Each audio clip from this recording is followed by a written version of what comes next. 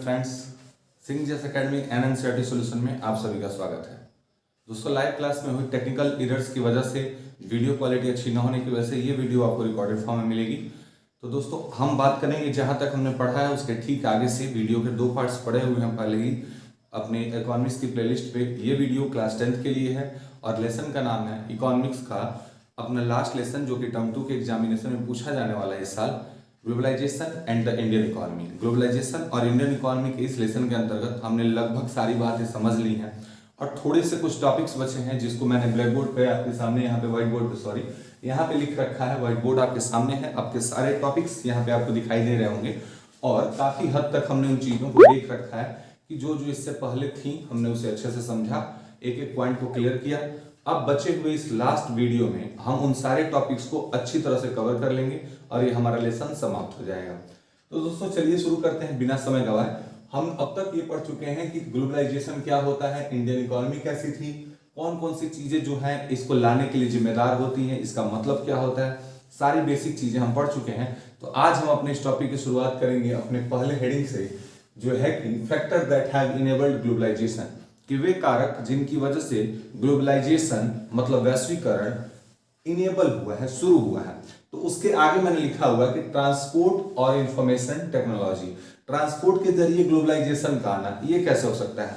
तो ग्लोबलाइजेशन में हमने पढ़ा था कि ग्लोबलाइजेशन एक ऐसी प्रक्रिया है जिसमें मार्केट, दुनिया के जो बाजार होते हैं वो तेजी से जुड़ते हैं। ग्लोबलाइजेशन के इस टॉपिक में हमने जाना था कि ग्लोबलाइजेशन एक ऐसी प्रक्रिया है जिसमें बाजार पूरी दुनिया के देश जो हैं व्यापार के लिए आपस में जुड़ते हैं और उनके बाजार आपस में इंटरकनेक्ट हो जाते हैं। ये चीज हमने पढ़ी हुई थी। तो अब उससे आगे हमें ये देखना है कि बाजार के जुड़ाव में ट्रांसपोर्टेशन की क्या भूमिका है। तो भूमिका ये है कि बाजार में कोई चीज पहुंचे तो उसे ले जाने और ले आने का काम होता है ट्रांसपोर्ट का। तो ट्रांसपोर्ट के जरिए ही कोई चीज कहीं पहुंचाई जाती है और लेकर आई जाती है। तो किसी देश से सामान को एक देश से दूसरे देश तक पहुंचाने में ट्रांसपोर्ट का बहुत बड़ा योगदान होता है। तो इसी ट्रांसपोर्ट की वजह से ही आज दुनिया के किसी भी कोने में बना हुआ सामान हमारे बाजारों में दिखाई देता है। वो कहीं ना कहीं से बाई रोड, बाई एयरवेज या फिर रेलवेज या फिर वाटरवेज हमारे बाजारों तक पहुंचाया गया है। तो इस प्रकार से यदि ऐसी कोई चीज जो इंडिया में बनती है, यदि उसे ट्रांसपोर्ट करके हम इंग्लैंड के बाजारों तक पहुंचाते हैं तो भारत और इंग्लैंड आपस में व्यापारिक माध्यम से जुड़ जाते हैं और इंडिया के जो उत्पादक हैं वो इंडिया में बैठकर भी इंग्लैंड के व्यापारियों से कंपटीशन कर रहे होते हैं अपने प्रोडक्ट के थ्रू, अपने प्रोडक्ट के माध्यम से। तो इस प्रकार से हम ये देख रहे हैं कि ट्रांसपोर्टेशन जो है कितनी अहम भूमिका निभाता है बाजारों को जोड़ने में।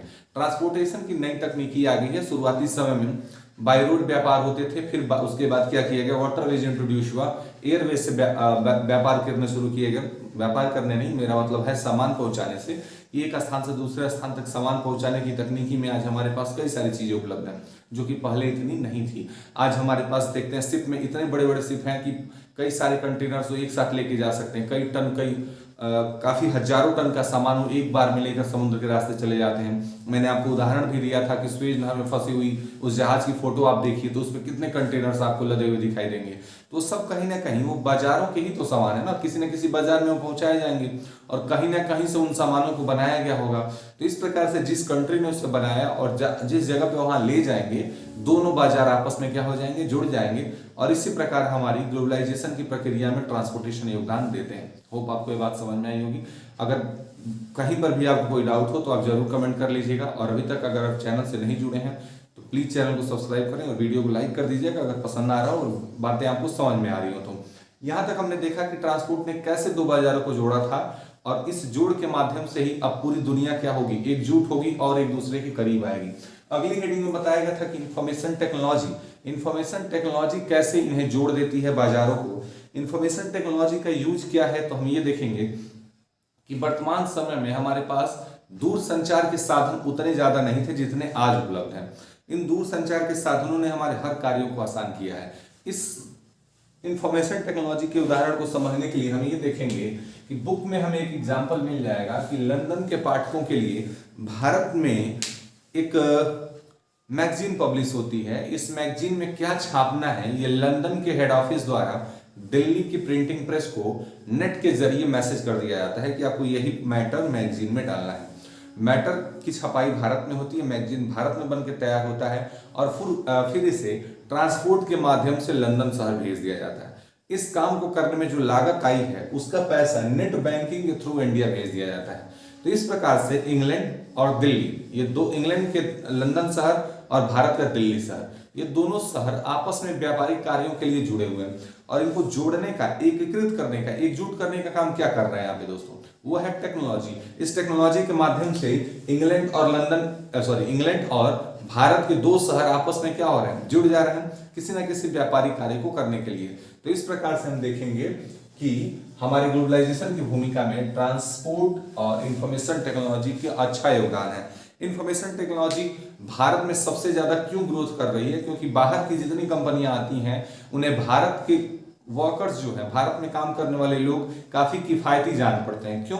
क्योंकि यदि वो किसी विदेशी को हायर करेंगे अपना काम कराने के लिए, जैसे अमेरिका की कोई कंपनी है, यदि वो अपने किसी एम्प्लॉय को नौकरी पर रखती है, मैंने बताया था कि अगर उसे $500 की भी सैलरी देगी तो वो सैलरी इंडियन रुपीज में बहुत ज्यादा हो जाएगी। तो उनके जैसे या उनसे ज्यादा ही स्किल्ड इंजीनियर्स भारत में होते हैं जो पूरी दुनिया चला रहे हैं। तो उन स्किल्ड इंजीनियर्स को यहाँ पे आने के बाद जो रोजगार नहीं मिल पाते हैं बढ़ती बेरोजगारी की वजह से, तो उन्हें वो कंपनियां भारत में हेड ऑफिस लगा करके, अपने कॉल सेंटर बना करके, अपने कस्टमर केयर ऑफिसेस बना करके उन्हें रोजगार देती है। और चूंकि वो बेरोजगार होते हैं, बेचारे मजबूर हैं, तो कम पैसों में भी कंपनी का काम करने के लिए तैयार हो जाते हैं। इस प्रकार कंपनी कॉस्ट सेविंग बहुत कर लेती है, अपने काफी पैसे बचा लेती है इस तरह से जरूरतमंद लोगों को कम पैसे में नौकरियां देकर। यदि वो किसी अमेरिकन को नौकरी देती तो ज्यादा पैसा चार्ज करता, इसलिए कंपनियां अपने कस्टमर केयर ऑफिसेस या कॉल सेंटर्स इंडिया में खोलती हैं ताकि उनकी कॉस्ट सेविंग हो सके और वो ज्यादा से ज्यादा मुनाफा कमा सकें। आपको याद होगा मैंने बताया था कि ये सारे विदेशी व्यापार करने के लिए जिम्मेदार जो संस्थाएं होती हैं उसे MNC कहते हैं, मल्टीनेशनल कॉर्पोरेशन कहा जाता है। होप आपका पहला टॉपिक यहाँ से क्लियर हो गया होगा। यदि किसी तरह का डाउट हो तो मैंने आपसे कहा कि आप कमेंट करें और उसके बाद आपको चीजें समझा दी जाएंगी। फिर भी नहीं आया तो अगला जब हम लोग डाउट सेशन जल्द से जल्द लेंगे तो उसमें आप लोगों की इस तरह की कोई दिक्कत नहीं आएगी। हम सारे आपके सवालों के जवाब डाउट सेशन में दे देंगे। जल्द से जल्द हम लोग मनी और क्रेडिट, मेरा मतलब मनी एंड क्रेडिट, ठीक है, और इस लेसन का मतलब कि ग्लोबलाइजेशन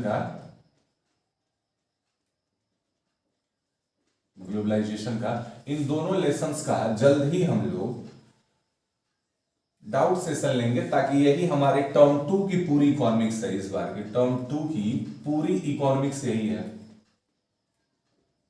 इसे यदि हम लोग देख लेते हैं तो हमारे 20 नंबर इकोनॉमिक्स का पूरा पोर्शन हमारा क्लियर हो जाता है। तो ये तो हम पढ़ ही रहे हैं और मनी एंड क्रेडिट का वीडियो आपको मिल जाएगा डिस्क्रिप्शन बॉक्स में। यदि वहां अगर आप देखें तो चैनल के प्लेलिस्ट में भी जाकर आप देख सकते हैं। मनी एंड क्रेडिट के सारे वीडियो अपलोडेड हैं और ये ग्लोबलाइजेशन हो गया, तो मतलब टर्म 2 का सारा चीज आपको यहाँ पे प्लेलिस्ट में मिल जाएगा।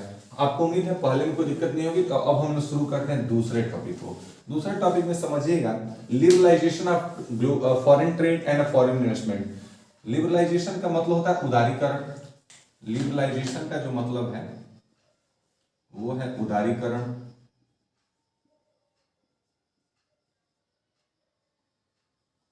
लिबरलाइजेशन का मतलब उदारीकरण और फॉरेन ट्रेड आप समझते होंगे, इसका मतलब होता है विदेशी व्यापार।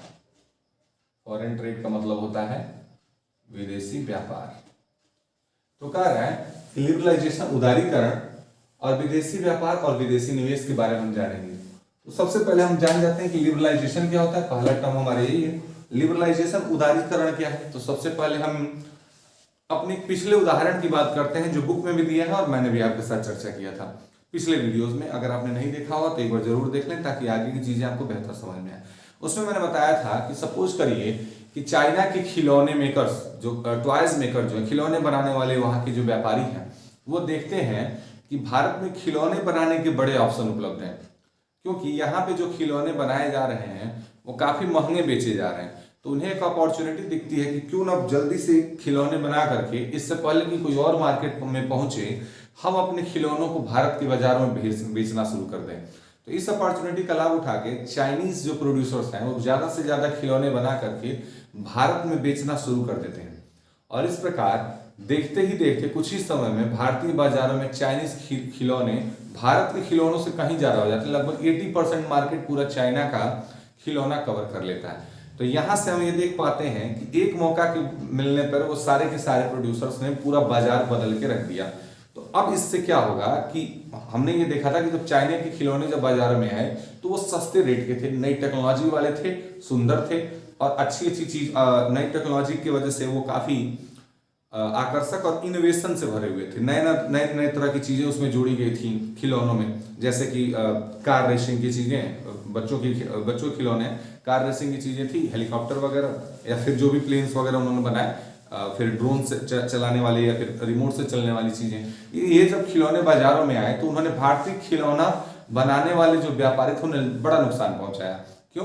क्योंकि अब उनके खिलौने नहीं बिकते थे, क्योंकि वो महंगे पड़ते थे। चाइना से आए खिलौने सस्ते भी थे, नए इनोवेशन के साथ थे, नए खोज पर आधारित थे और सुंदर भी दिखते थे, अच्छे भी लगते थे बच्चों को। देखते ही देखते पूरा बाजार चाइना के कंट्रोल में चला गया, खिलौनों का बाजार। तो अब सोचिए कि क्या होगा यदि सरकार उन खिलौना मंगाने वाले व्यापारी, अब खिलौने खुद तोड़ के आए नहीं, किसी ना किसी व्यापारी ने उन्हें ऑर्डर देके मंगाया होगा। तो सपोज करिए क्या होगा यदि सरकार इन खिलौनों के इंपोर्ट पर, मतलब खिलौनों को मंगाने पर टैक्स लगा देती है। यदि सरकार टैक्स लगा देती है कि यदि अब कोई चाइनीज खिलौने मंगाएगा तो उसे इतना % टैक्स देना पड़ेगा, तब ऐसे हालत में क्या होगा? तो दोस्तों ऐसे हालत में ये होगा कि जो खिलौने आप पहले 100 रुपए में मंगाते थे, तो जब सरकार आपसे सरकार आप पे टैक्स लगा देगी खिलौने मंगाने पर, तो अब वो खिलौने आपको 120 रुपए का पड़ेंगे, क्योंकि सरकार ने कुछ टैक्स लगा दिया। अब यहाँ पे समझने की कोशिश करिए। सपोज करिए कि भारतीय बाजार के खिलौने, इंडियन मार्केट, यहां मैं लिख दे रहा हूं, इंडियन जो टॉयज हैं उनकी कीमत है बाजार में 100 रुपए, और आप जो चाइना से खिलौने मंगा रहे हैं, सेम चीज है, सेम क्वालिटी की चीज है, वो आपको 90 की पड़ जा रही है। ठीक है, 90 की पड़ जा रही है। तो हर आदमी जो बाजार में जाता है वो ये देखता है कि जब चीज सेम ही है तो क्यों ना सस्ती वाली ली जाए। या फिर अगर ये हो गया कि इंडिया वाले खिलौने महंगे 100 रुपए के बिक रहे हैं, जबकि चाइना वाला 90 रुपए का है और न्यू डिजाइन का है, तो लोग किससे प्रेफर करेंगे? ऑब्वियसली आपका भी जवाब यही होगा कि चाइना के खिलौनों को, वो इसे ही प्रेफर करेंगे। तो 90 वाला खिलौना धड़ाधड़ बिकेगा और ये वाला जो इंडिया का खिलौना बना हुआ है उसकी बिक्री बहुत कम हो जाएगी। लेकिन सपोज करिए सरकार को ये बात अच्छी नहीं लगती कि हमारे अपने ही देश में लोगों को व्यापार में नुकसान हो रहा है, तो वो क्या करती है कि चाइना से मंगाए जाने वाले खिलौनों पर टैक्स लगा देती है, कुछ % टैक्स बढ़ा देती है, जिसके बाद इसकी कीमत बढ़ करके अब 120 रुपए हो जाती है। अब जब आप खिलौने मंगाते हैं तो सरकार को टैक्स चुकाने के बाद वो आपका 120 रुपए का पड़ता है, जबकि ये तो होममेड है तो ये 100 ही रुपए का पड़ रहा है। तो अब जब ये खिलौना 100 रुपए का हो गया और यहाँ पे ये 100 ये भी खिलौना 120 का हो गया और यहाँ का खिलौना 100 रुपए का ही है, तो जब अब कोई दूसरा व्यक्ति बाजार पहुंचेगा, सपोज करिए कोई व्यक्ति है बाजार पहुंच रहा है, काफी गंदा व्यक्ति बन गया, लेकिन खैर समझ लीजिएगा कि यही व्यक्ति है जो बाजार पहुंचा, आपको फर्स्ट लग रहा है। ठीक है, यहां से आने के बाद जब ये व्यक्ति यहां पर पहुंचता है तो अब ये किससे चूज करेगा? ऑब्वियसली ये 100 रुपए वाली वस्तु को चूज करेगा, क्योंकि अब ये सस्ती है।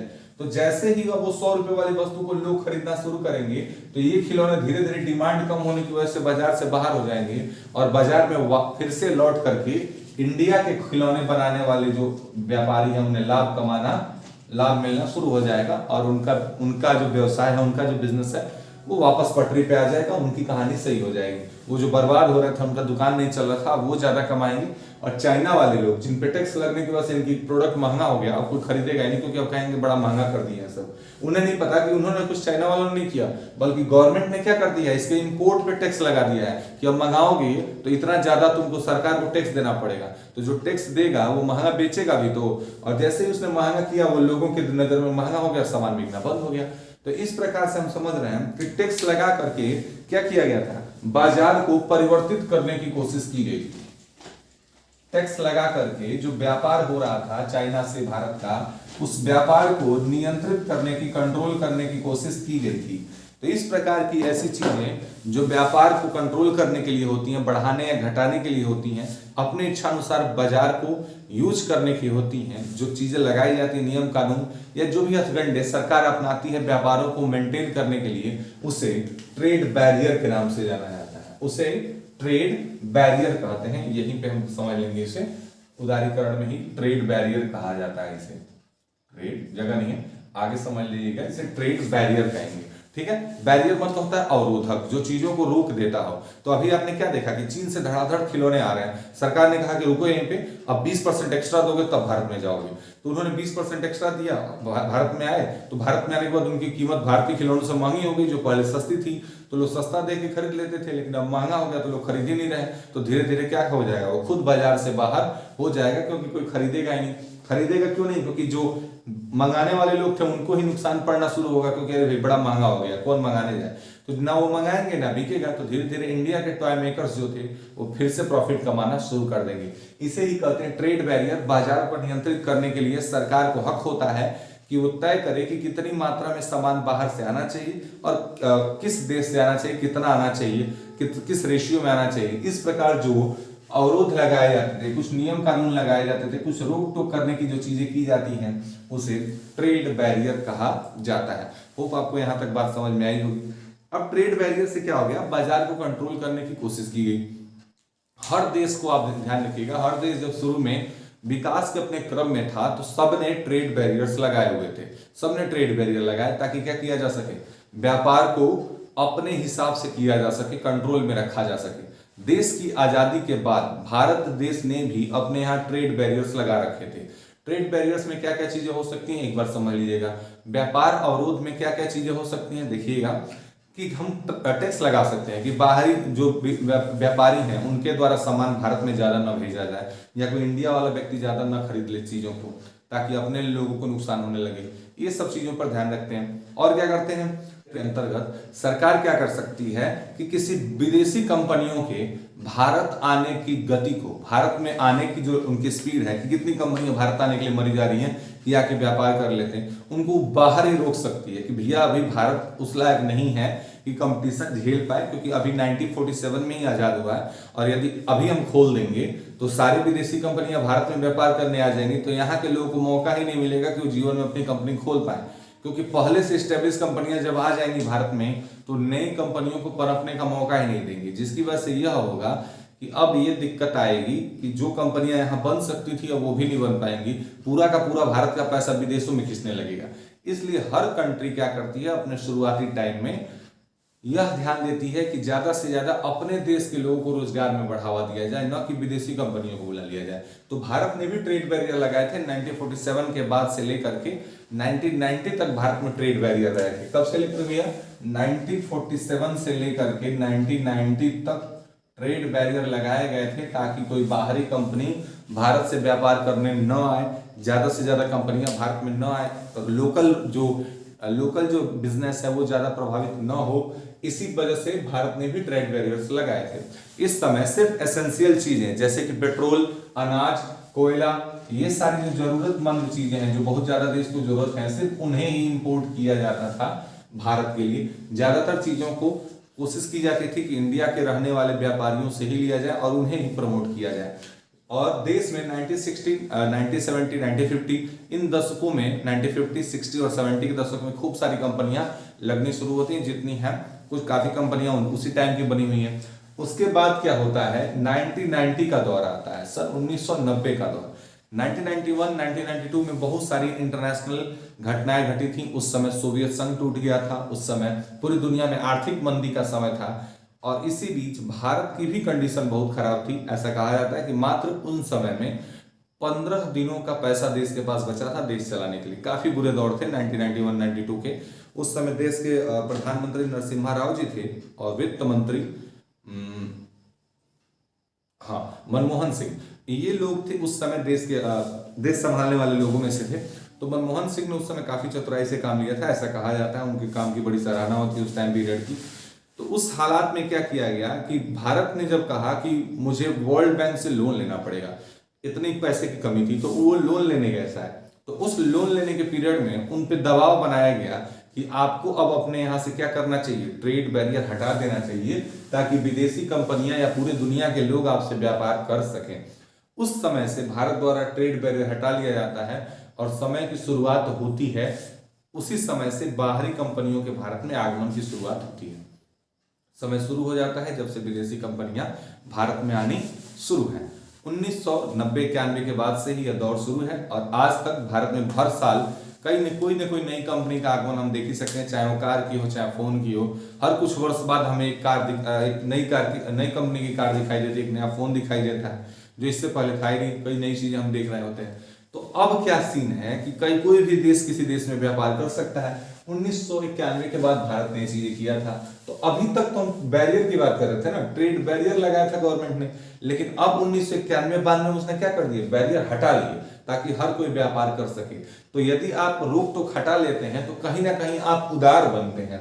तो यही प्रक्रिया कहलाती है उदारीकरण की, कि जब हम अपने यहाँ लगाए गए सारे प्रतिबंधों को हटा लेते हैं, जब गवर्नमेंट अपने सारे रेस्ट्रिक्शंस और रोक टोक को हटा लेती है, ट्रेड बैरियर को हटाने की प्रक्रिया करनी शुरू करती है, तब उसे ही लिबरलाइजेशन कहा जाता है। जब कोई गवर्नमेंट अपने यहाँ पे लगाए गए सारे प्रतिबंधों को, सारी रिस्ट्रिक्शंस को हटा लेती हैं, तो इस प्रक्रिया को लिबरलाइजेशन कहा जाता है। आपने दो बातें यहां से जानी कि ट्रेड बैरियर वो होता है कि जब सरकार अपने कंट्री में व्यापार को मेंटेन करने के लिए, कंट्रोल करने के लिए कुछ रिस्ट्रिक्शंस लगा देती है, कुछ रोक टोक लगा देती है, तो उसे हम कहेंगे ट्रेड बैरियर, मतलब व्यापार को रोकने के लिए चीजें कहेंगे, व्यापारिक अवरोध कहेंगे। लेकिन जब उन्हीं चीजों को हटा लिया जाता है, जब रोक टोक को हटा लिया जाता है, तो जो उस प्रक्रिया का नाम होता है वो होता है लिबरलाइजेशन, उदारीकरण। किसी भी प्रकार के रोक टोक को हटा लेना उदारीकरण कहलाता है, जो व्यापार पर लगाया गया हो। उम्मीद है आपको यहाँ तक चीजें समझ में आई होंगी।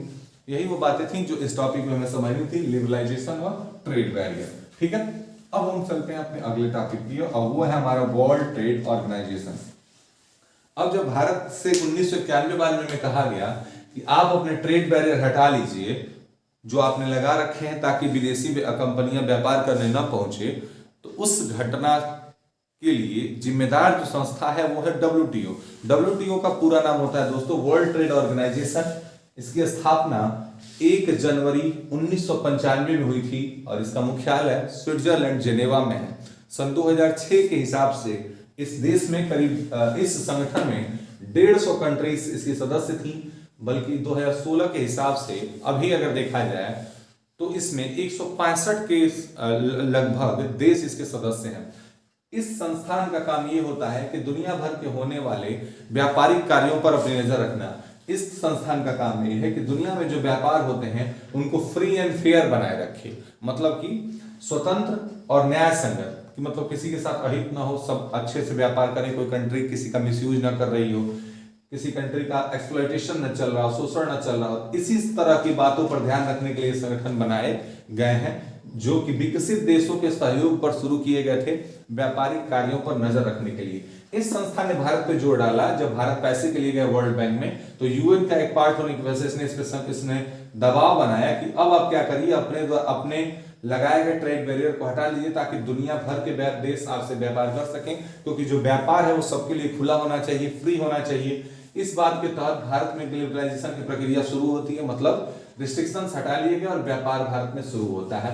ये था WTO, जिसके बारे में जो जरूरी बातें थी हमने देख ली। अब आगे देखेंगे कि डिबेट ऑन ट्रेड प्रैक्टिस। अब इस WTO की शुरुआत जो कि विकसित देशों द्वारा की गई थी, तो आज भी इस पर विकसित देशों का प्रभाव कुछ ज्यादा ही दिखाई। तो दोस्तों ये जो वर्ल्ड ट्रेड ऑर्गेनाइजेशन है, इसके अंतर्गत जो विकसित देश आते हैं उनकी ये फितरत रही है कि वो हमेशा से छोटे कंट्रीज का, जो छोटे देश हैं जिनकी अभी विकास उतनी नहीं हुई है, इनकी ये इच्छा रहती है कि इनके बाजारों में ज्यादा से ज्यादा घुसा जाए और इन्हें कंट्रोल करने की कोशिश की जाए। लेकिन इसके अतिरिक्त जब बारी आती है उन्हें खुद पे इन देशों को प्रमोट करने की, मतलब उनके भी व्यापारिक सहयोग करने की, तो ये कंट्रीज जो है, जो बड़ी कंट्रीज हैं, उनमें धोखाधड़ी देखी जाती है। वो सिर्फ एक्सप्लॉइट करती हैं छोटे कंट्रीज को जो विकासशील हैं, और ज्यादा से ज्यादा उनके मार्केट्स को इंटरवेन करने की कोशिश करती, घुसने की कोशिश करती हैं, और वे नहीं चाहती कि उनके यहाँ भी कोई व्यापारिक कंपनियां पहुंचे। तो उनके द्वारा की जा रही इस धांधली की वजह से कई छोटे छोटे जो विकासशील देश हैं उन्होंने इसके खिलाफ आवाज उठाई है कि WTO को सबके लिए एक समान नियम रखना चाहिए। ये नहीं कि विकासशील देशों को दबाया जाए तो चुपचाप देखता रहे और विकसित देशों को छूट दे दी जाए। तो इसी के लिए क्या होती है कि ट्रेड प्रैक्टिस के लिए डिमांड शुरू होती है कि भैया सबके लिए नियम कानून बनाओ। तो इस बात को हम समझेंगे एक छोटे से उदाहरण से, जो कि अमेरिका का है। अमेरिका में ये दिखाया गया था, ये एग्जांपल आपको देखने को मिलेगा कि अमेरिका में मात्र 1% लोग ही, अमेरिका में जो 1% GDP में कंट्रीब्यूशन है वो खेती से जाता है, मात्र 1%। और 0.5% लोग ही हैं अमेरिका में जो खेती से रोजगार पाते हैं, एम्प्लॉयमेंट पाते हैं। भारत में यही सब 50+ है, 50+ है, लेकिन अमेरिका में मात्र 0.5% लोगों की डिपेंडेंसी, निर्भरता जो है वो खेती पर है। यह बात हमें देखने को मिलती है। इसके अलावा भी, इसके बावजूद भी ये देखा गया कि अमेरिका द्वारा भारी मात्रा में पैसे दिए जाते हैं अपने देश के किसानों को, ताकि वे इजिली व्यापार कर सके, अपना खेती कर सकें, फसल उत्पादन कर सकें। उन्हें भारी मात्रा में धन दिया जाता है कि वो सरकारी पैसे पे फसल उगाएं, और सरकार की पैसे पे जब वो फसल उगा लेते हैं तो वो चूंकि पैसे लगाकर तो सामने वाले ने खेती किया नहीं है, इस वजह से वो किसान क्या करते हैं, सस्ते दरों पर ही अपने अनाजों को बेच देते हैं। अब उन अनाजों को लेकर के उनके व्यापारी किसी दूसरे देश में पहुंचते हैं और वहां ट्रेडिंग करते हैं। उदाहरण के लिए ऐसे समझिए कि आप भारत के रहने वाले हैं, यहां देखते हैं आप इंडियन हैं और कोई अमेरिकन कंपनी है, ठीक है। आपने खेती करनी शुरू की तो आपने गेहूं के बीज, खाद, उसकी कटाई, निराई गुड़ाई, जितनी सारी चीजें, निराई गुड़ाई तो खैर इसमें नहीं होता है, लेकिन फिर भी मड़ाई, फसल की मड़ाई, उसके बाद आपने फसल को साफ कराया, फिर आप अपने घरों में लाए और तब जाके आपके पास आया गेहूं जो अब रेडी टू यूज है, चाहे बेच लो या फिर अपने काम में यूज करो। तो ऐसा करते करते आपकी फसल जो है, आपने बहुत पैसा फसल में लगा दिया, तो अब आप उसे चाहेंगे कि मान लीजिए कम से कम मेरा गेहूं 20 रुपए केजी तक बिके या फिर 15 रुपए केजी बिके, 15 से 20 के बीच में आप इसकी कीमत मॉडर्न टाइम में इस समय के हिसाब से रखेंगे।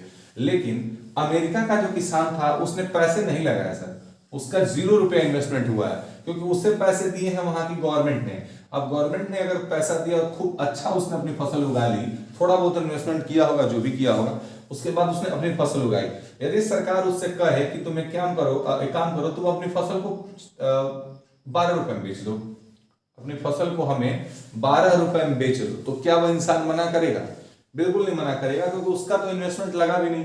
सरकार 12 रुपए दे के खरीद भी रही है अपने व्यापारियों से, तो बड़े ही आराम से इन फसलों को बेच देते हैं कम कीमत पर। अब ये 12 रुपए वाली फसल लेकर के ये अमेरिकन इंडिया पहुंचेंगे अगर सपोज करिए, और 2 गेहूं के स्टॉल लगा दिए जाएं कि ये है इंडियन 15 रुपए, ये है अमेरिकन 12 रुपए, और दिखाया जाए कि ये देखो मेड इन अमेरिका गेहूं है, अमेरिका में उगाया गया और इसकी क्वालिटी कितनी अच्छी है, बनाए हुए मेड इन इंडिया में जो उगाया गया है उस गेहूं की तुलना में इसकी क्वालिटी देखो कितनी अच्छी है। तो कोई भी सुनेगा, ये तो खैर गेहूं का एग्जांपल था, लेकिन सामने जब दिखाई पड़ेगा कि ये चीज महंगी है, ये चीज सस्ती है, चीज सेम ही है, तो क्यों हम महंगी चीज लेने जाए? इस वजह से लोग क्या करते हैं, सस्ती चीजों पर ज्यादा से ज्यादा अपना फोकस रखते हैं, ज्यादा खरीद लेते हैं। तो जो व्यापार है वो भारत का व्यापार प्रभावित हो गया और खरीद कहां का सामान लिया गया, अमेरिका का। इस तरह से ये बड़ी जो देश होते हैं अनफेयर तरीका यूज करते हैं और दूसरे देश के बाजारों को प्रभावित करने की कोशिश करते हैं। इंडिया के ही लोग इंडियन सामान को छोड़ करके अमेरिका का सामान खरीद रहे होंगे, क्यों? क्योंकि वो सस्ता है। और गेहूं में क्या क्वालिटी होगी, गेहूं है, बस अगर दाने सही हैं, फूले हुए हैं, पिचके नहीं हैं, तो सब गेहूं सही है। तो वैसा गेहूं अमेरिका में, वैसे भी अमेरिका कनाडा का गेहूं बहुत अच्छा होता है। अमेरिका के प्रेरी क्षेत्रों को बास्केट ऑफ ब्रेड कहा जाता है, गेहूं का कटोरा, वहां गेहूं बहुत अच्छे होते हैं। तो यदि वहां का गेहूं लाकर यहाँ बेचेंगे जो कि अच्छी क्वालिटी का है, तो जाहिर सी बात है इन लोगों से बेहतर बिकेगा और वो सस्ता बेच देगा, क्योंकि उसने पैसे नहीं लगाए हैं। तो इस तरह से भारत का बाजार प्रभावित हो जाएगा और इसी के लिए बहुत सारे विकासशील देश आवाज उठाते हैं कि इस तरह के गलत तरीकों का यूज करके अपने किसानों को पैसा देना गलत बात है और ऐसा करके आप किसी दूसरे के बाजारों को नुकसान पहुंचा रहे हैं। लेकिन फिर भी चूंकि इन कंट्रीज का ज्यादा दबदबा है WTO में, तो कोई भी देश या फिर खुद WTO भी इनके खिलाफ कोई सख्त नियम अभी नहीं बनाता है। इसी के लिए पूरी दुनिया में इसके लिए आंदोलन होते रहे हैं, बातें उठती रही हैं। यही बात इसमें हमें समझनी थी। उम्मीद है आपको 3 टॉपिक पूरा समझ में आया होगा। मैं भी कहूंगा कि यदि आपको डाउट हो तो आप कमेंट जरूर करिएगा, पूछिएगा जरूर कि क्या इसमें चीजें थी, मैं फिर बताऊंगा। आगे दिया है impact of globalisation in India. Bharat में ग्लोबलाइजेशन के आने का क्या इंपैक्ट हुआ है, भारत में ग्लोबलाइजेशन के आने का इंपैक्ट कैसा है, क्या इंपैक्ट हुआ है, ये आपको बताना है। तो इंपैक्ट ऑफ ग्लोबलाइजेशन में हम ये देखेंगे कि चूंकि अब जो हम सामान कभी एक हमारे पास हुआ करता था या 2 कंपनियों का हुआ करता था, आज हमारे सामने वाइड वैरायटी ऑफ चॉइसेस हैं, कई सामान खरीदने के चॉइस हमारे पास हैं। फोन लेने जाएं तो 1000 कंपनी के फोन हैं, गाड़ी लेने जाएं तो कई कंपनी की गाड़ियां हैं हमारे पास। जो हम अगर अमीर परिवार से हैं, आप यदि आप धनाढ्य परिवार से आते हैं तो आपके लिए ग्लोबलाइजेशन हमेशा पॉजिटिव होगा, क्योंकि अब आप सस्ते दरों में ही ज्यादा चीजें खरीद सकते हैं। यदि आप एक कंज्यूमर के नाते, ग्राहक के नाते सोचेंगे तो ग्लोबलाइजेशन का हमेशा आपको प्रभाव ही दिखाई देगा, अच्छा प्रभाव दिखाई देगा। कैसे? क्योंकि जहां पर आपको पहले सस्ती चीजें नहीं मिलती थी, अब कंपटीशन की वजह से सस्ती चीजें मिलने लगी हैं। जैसे पहले के नॉर्मल फोन 13,000, 15,000, 18,000, 20,000 के बिकते थे। आज इतना पैसा लगा दो तो आपको बहुत अच्छे अच्छे फोन मिल जाएंगे। क्यों? क्योंकि अब कंपटीशन है। इतने छोटे छोटे फोन नोकिया 26,000 में बेच दिया करता था, इस समय आप 26,000 लो तो एक वेल रेपुटेटेड ब्रांड का एक अच्छा स्मार्टफोन ले सकते हैं। यही बात बतानी थी कि एक उपभोक्ता के लिए ग्लोबलाइजेशन कितना अच्छा है कि अब उसके पास बहुत सारे मौके हैं चीजों को खरीदने के लिए। साथ ही साथ अब हर तरह की नई कंपनियां हमारे सोसाइटी में देखने को मिलती हैं। पैसा ज्यादा होने की वजह से लोगों की डिमांड बढ़ती चली जाती है। अब वो बेहतर एजुकेशन की डिमांड करेंगे। उन एजुकेशन की वजह से बहुत सारे ऐसे स्कूल हैं जो विदेशी संस्थाओं या एनजीओ द्वारा चलाए जाते हैं। आप जानते होंगे बहुत सारे मेडिकल हॉस्पिटल ऐसे हैं जो कि विदेशों के द्वारा चलाए जाते हैं। विदेशी कंपनियां संभालती हैं, विदेशी हॉस्पिटल की जो चेन है वो चलाती हैं। रेस्टोरेंट आपके लिए सबसे कॉमन है, KFC, मैकडोनाल्ड, पिज्जा हट, ठीक है। कॉफी की कई सारी हैं, या फिर सबवे, ऐसी बहुत सारी कंपनियां जो फास्ट फूड देती हैं। ये सब की सब फॉरेन कंट्रीज की हैं, लेकिन ये आई कहां से है? ग्लोबलाइजेशन के जरिए इन्होंने भारत में प्रवेश किया और अपनी कंपनी की यहां भी पहचान बना ली।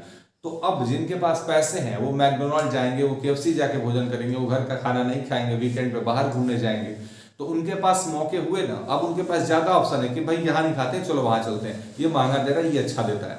तो अब उनके पास जीवन को कंफर्टेबल बनाने के लिए बहुत सारे मौके हैं। एक छोटी छोटी चीज से लेकर के बड़ी चीज तक हर विदेशी कंपनी का सामान भारत में बिक रहा है। तो खरीदने वाले के पास मौके होगा ना कि यदि आप नहीं बेचेंगे तो मैं इनका ले लूंगा, इनका सामान मुझे ज्यादा अच्छा लगता है, मैं इनका सामान खरीद लूंगा। तो इतने ऑप्शन हो जाते हैं कि बाजार में कंपटीशन बढ़ जाता है। कंपटीशन बढ़ेगा तो चीजें अच्छी मिलनी शुरू होंगी, कीमतें घट जाएंगी, क्योंकि यदि आप कंपटीशन के दौर में महंगा बेचेंगे तो कोई खरीदेगा ही नहीं। तो इस प्रकार से ग्लोबलाइजेशन का पॉजिटिव प्रभाव हमें दिखाई पड़ता है।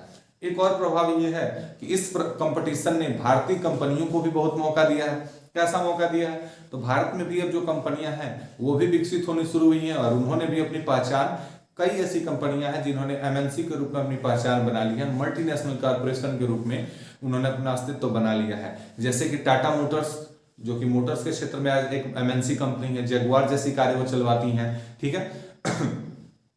अगर हम देखें एशियन पेंट को, तो पेंट की कंपनी है जो कि पूरी दुनिया में अपना सामान बेच रही है, ठीक है। आगे देखें तो रैनबैक्सी एक ऐसी कंपनी है जो कि मेडिसिन की है, वो भी पूरी दुनिया में चल रही है।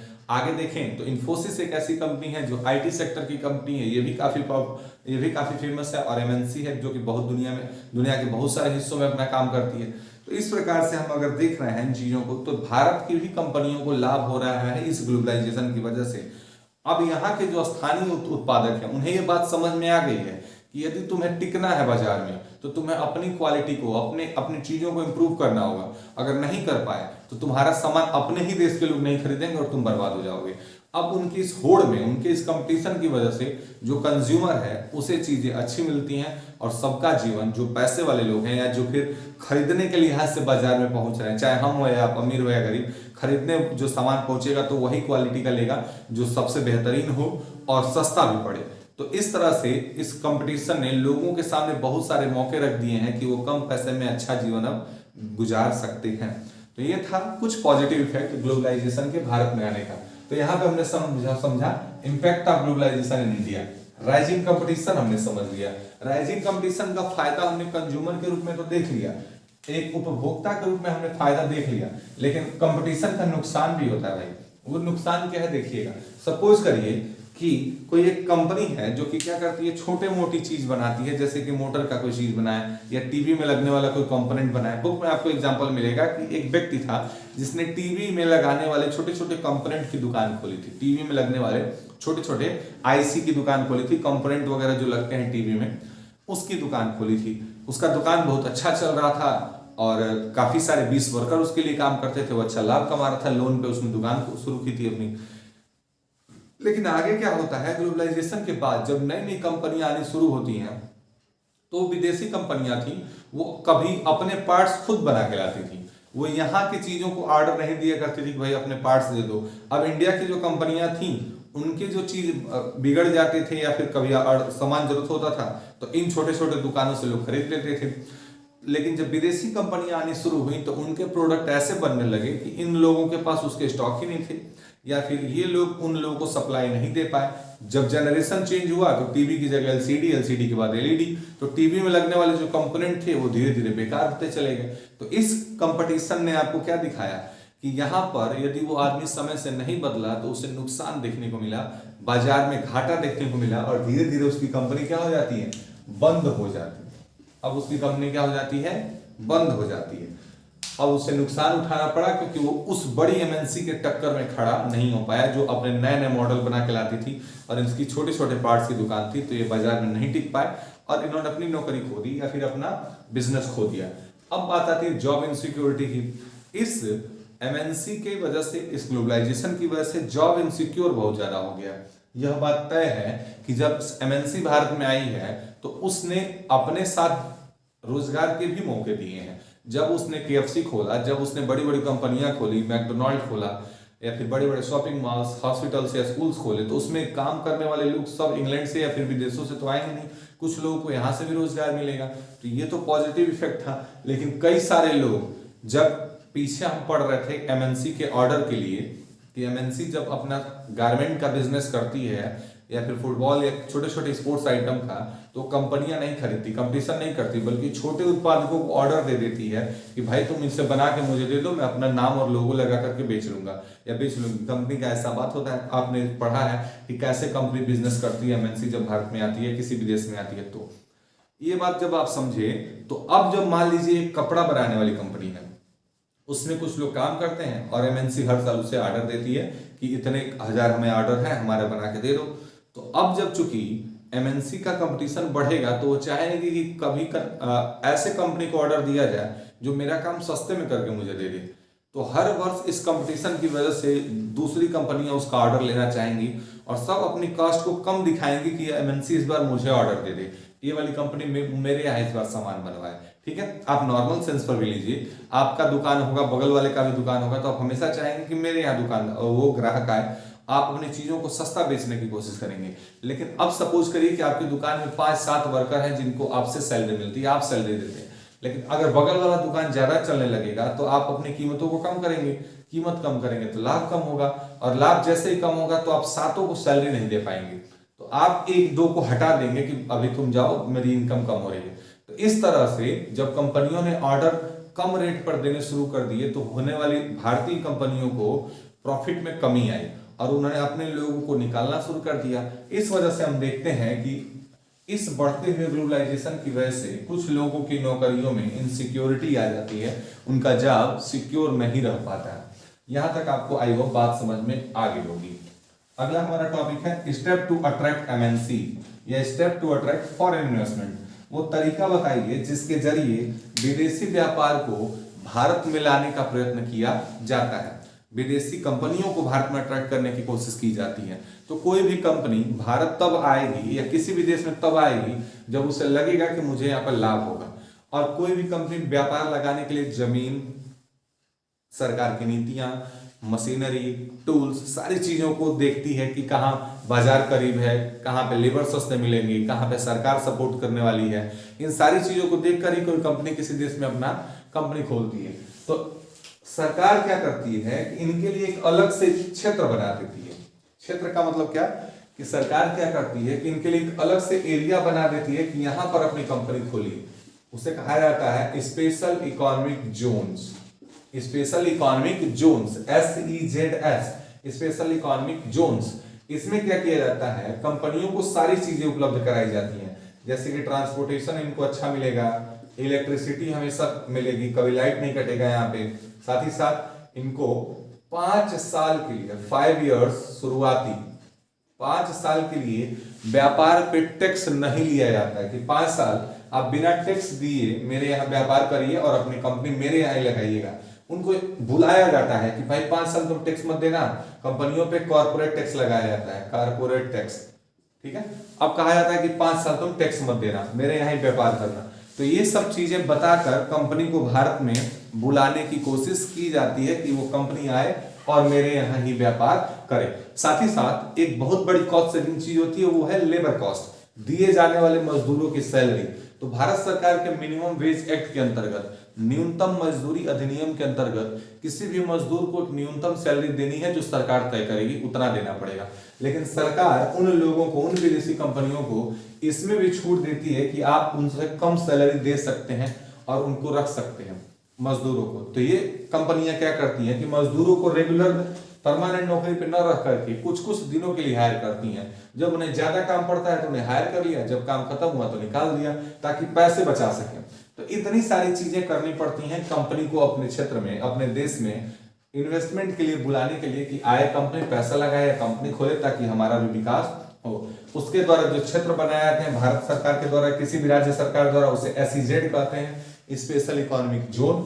साथ ही साथ उसमें क्या किया जाता है, उन्हें ट्रांसपोर्ट की व्यवस्था दी जाती है, पानी की व्यवस्था दी जाती है, इलेक्ट्रिसिटी की व्यवस्था दी जाती है, स्टोरेज की व्यवस्था दी जाती है, तथा 5 साल उन्हें शुरुआती टाइम में टैक्स फ्री माहौल दिया जाता है कि वो बिना टैक्स दिए व्यापार कर सके, ठीक है। और इस तरह से कंपनियां अंत में जाकर के जब कहती हैं कि लेबर लॉ में भी कटौती करिए, तो सरकार कहती है कि ठीक है मजदूरों को मजदूरी भी कम दीजिएगा, चलिए कंपनी लगा लीजिए। तो इतनी छूट लेने के बाद तब जाके कहीं कंपनी इन्वेस्ट करती है किसी देश में। अब हमारा लास्ट टॉपिक है, इस लास्ट टॉपिक में हम देखेंगे कि struggle for fair globalisation. Globalisation में क्या स्ट्रगल है हमने देख लिया, अच्छा बुरा सब समझ लिया कि भाई किसी को लाभ हो रहा है, किसी को नुकसान हो रहा है। कई देश भी अवमानित तरीके से क्या कर रहे हैं, मनमाने ढंग से इसका यूज करते हैं। अमेरिका का अक्सर आप देखते हैं कि इतने सारे देशों को उसने बैन कर दिया अपने यहाँ व्यापार करने से, इतने लोगों को वीजा नहीं देंगे, इतने लोगों को ये नहीं करेंगे, तमाम चीजें विकसित देशों द्वारा देखने को मिलती हैं।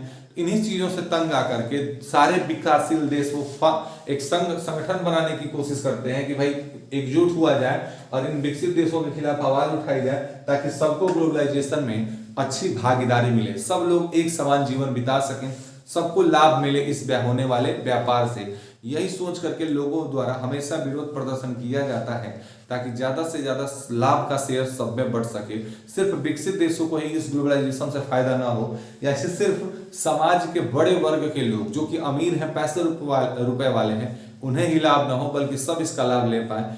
इस प्रकार जो आवाज उठाई जाती है ग्लोबलाइजेशन के लिए, उसे ही रखा गया है स्ट्रगल फॉर फेयर ग्लोबलाइजेशन में। पूरी दुनिया में इसके लिए आवाज उठाई जाती है रह रह के अलग अलग जगहों पर कि भाई ग्लोबलाइजेशन में सबकी हिस्सेदारी एक समान होनी चाहिए ताकि सबको लाभ हो। तो दोस्तों ये रहा हमारा ग्लोबलाइजेशन एंड इंडियन इकोनॉमी का पूरा चैप्टर। अब बची हुई बात जो मैंने आपको बताया कि अब हमें इस पे चर्चा करनी है टर्म 2 के इकोनॉमिक्स के पूरे सिलेबस पे, मनी एंड क्रेडिट और ग्लोबलाइजेशन पे। जल्द ही एक वीडियो के माध्यम से हम लोग सारा डाउट लेंगे। यहाँ तक आपको किसी भी तरह की दिक्कत हो तो आप कमेंट में जरूर बताएं। अगर आप चैनल से नहीं जुड़े हो तो आप चैनल को सब्सक्राइब कर लें, वीडियो को लाइक करें। जल्द मिलते हैं एक नए वीडियो के साथ।